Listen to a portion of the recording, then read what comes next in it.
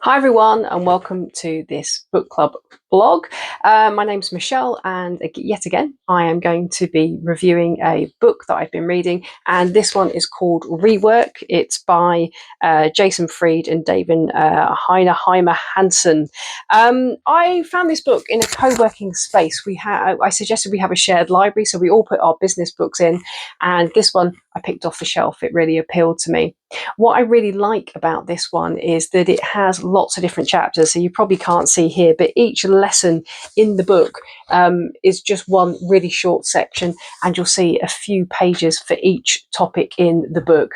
The book was written many years ago, actually, and so quite forward thinking for its time, by some founders of a software company, and rather than going down the big investor route, they chose to keep it quite lean and keep it quite straightforward. So the book is all about clarity, simplicity, and for that reason, I think that they weren't working at that scale means there's lots of lessons we can learn from here.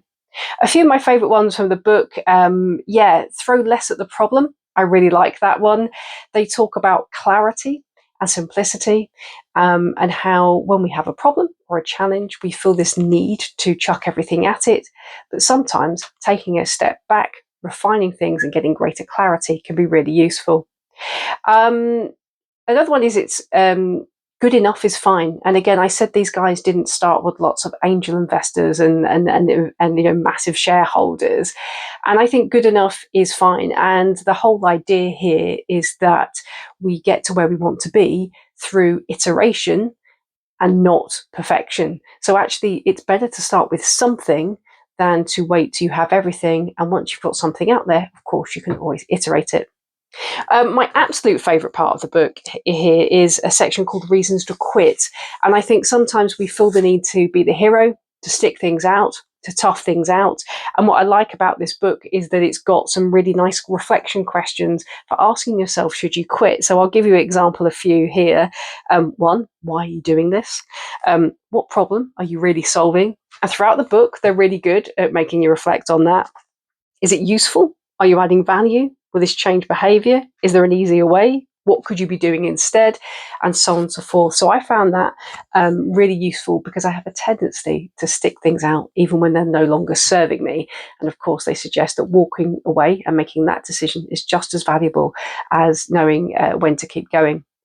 And another one I like from the book is scratch your own itch. So rather than trying to find this big business idea with all the investors and so on and so forth, or trying to find that market leading product or service, they suggest that you scratch your own itch. So what problems are you worried about? What sort of things frustrate you?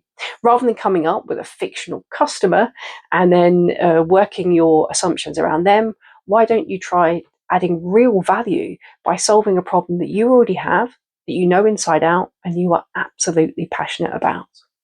So there are just some examples of the type of lessons that you'll get in this book. I think there's some key themes there, but what I really like about it is that it's all the lessons are valuable. It's easy to digest. Each lesson is just a few pages. They're all born out of experience of the authors, and they are described as being counterintuitive. And I think that the advice does fly in the face of a lot of what you read about starting a business, but actually they really make a lot of sense as well. So like I say, the book was written a good few years ago, and it's really quite ahead of its time, but it's absolutely relevant today. So if you want some quick, easy, digestible, but very valuable lessons in how to start up a product or a business, I would definitely recommend this as a good read.